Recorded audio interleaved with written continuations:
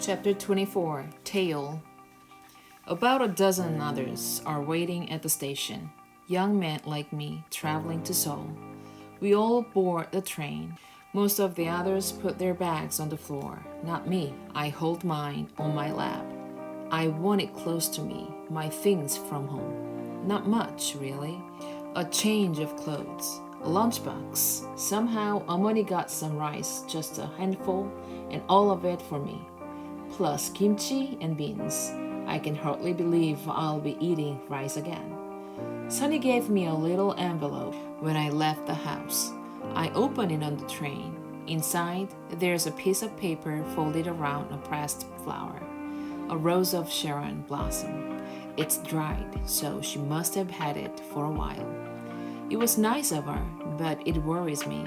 Our bags will be inspected, for sure, either on the trip or once we arrive. Maybe the inspectors won't know what it is, but I can't risk that. Can't risk anything that might make them send me home. I could keep it in my pocket, but they'll probably take our clothes too when they give us uniforms. I crumble the flower in my fist. Then I open my hand and blow the little pink pieces away. It's okay, Sunny, I say to myself. I don't need the flower. I'll remember without it. The training camp is outside Seoul. There are barracks, some other buildings, huge fields. We lined up to register. We have to sign both our names, Japanese and Korean. Japanese because we are citizens of the empire. Korean so they can keep track of us, of the ones who aren't really Japanese. Haircut, uniform, a kit bag for each of us with a second uniform inside. Everything gets done military style. No fussing, quick, efficient. But there's still time to think, like during the haircut. The Japanese had cut grandfather's hair. Now they're cutting mine.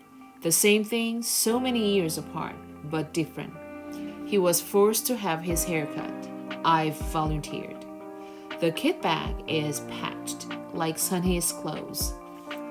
My clothes were patched too, but it only bothered me to see hers, maybe because she's a girl. Girls care more about things like that. The patches mean the bag was used before by another soldier. For the first time, I think about what it really means to be in the army.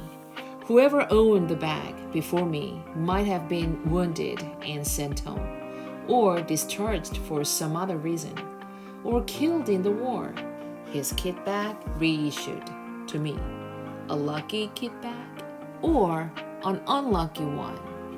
No use thinking of it as unlucky. I decide to think of it as my lucky kit bag. We line up again outside the main building to listen to the camp's commanding officer. It's the usual speech about the divinity of the emperor and the glory of his empire, and a lot of stuff about discipline, hard work, the need for soldiers to be worthy of the imperial uniform. Finally, the commanding officer steps aside. One of the sergeants responsible for new recruits takes his place. Your barracks is 2 kilometers away, he barks. You will go there now, running in lockstep.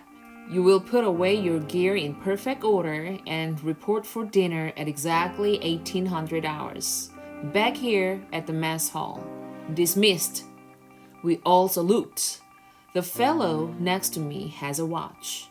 1800 hours? He mutters. That's less than 30 minutes. We'd better get moving. On our way, we pass a lot of barracks. Soldiers are lined up outside, or else coming and going. Our barracks is the furthest away from the mess hall, the very last building for the newest recruits. The next few weeks are a blur.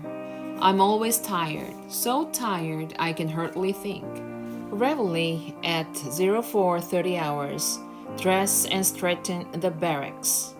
Line up outside for roll call.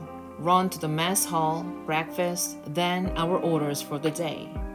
We still attend classes every morning for an hour and a half.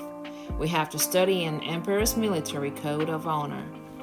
the imperial rescript to soldiers and sailors, memorize it, and recite it back to the sergeants.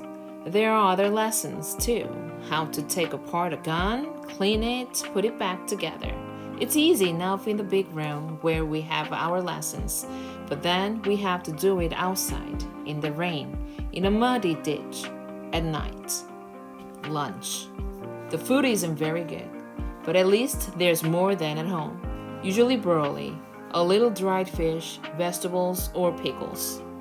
In the afternoon, we have physical training, endless calisthenics, running for hours with rocks in our kit bags. Uphill, always uphill. How can there be so much uphill with no downhill? Obstacle courses without our kit bags. Then the same again with the bags. And you have to try to beat your first time. If you don't, you have to run it again. Back to the barracks. Clean up, put our stuff away, get ready for dinner. Run back to the mess hall. After dinner, sometimes more training or a lecture from the officers about military history and strategy. Trying hard to stay awake. Back to the barracks for the last time. Laundry, the last duty of the day. Washing out that day's uniform, hanging it up to dry. Taking the other uniform, hung up the day before. Brushing it, sewing loose buttons, darning any holes. Everything ready for the next morning. And finally, collapsing into bed, but not falling asleep, because most nights the surgeons roused us all out of bed again, to stand outside in nothing but our underwear and recite the imperial rescript, pages and pages long. No use trying to fake it.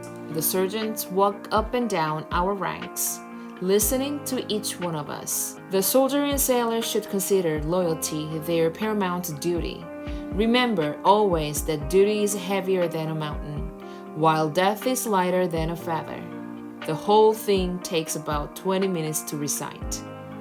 For the first time in my life, I'm glad Abaji is a scholar, that I had his reputation to live up to. I never did, of course, but if I hadn't had to try, even a little, I wouldn't have been able to memorize this stuff. If you mumble or try to skip over the parts you don't know, you're in trouble. One of the surgeons always carries a whip with him. The other keeps a club handy. One crack of whip and your back is bleeding. One whack with a club and your buttocks turn to nothing but pain. Cry out or fall down and you get hit some more.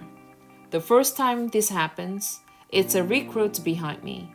He says the wrong words, or maybe he doesn't say the right ones loud enough. The whip cracks. We all stop reciting.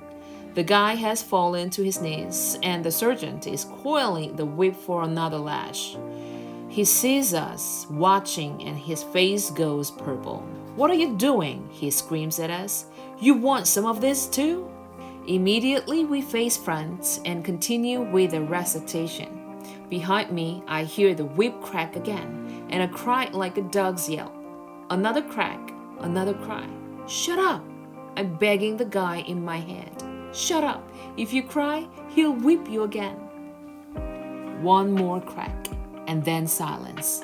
We're dismissed, and warned not to touch the guy.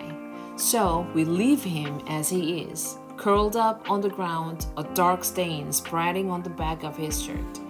We're punished for everything, the smallest things. We clean up the barracks, an ashtray isn't right in the middle of the table, somebody gets it. We do calisthenics and don't finish exactly together, somebody gets hit.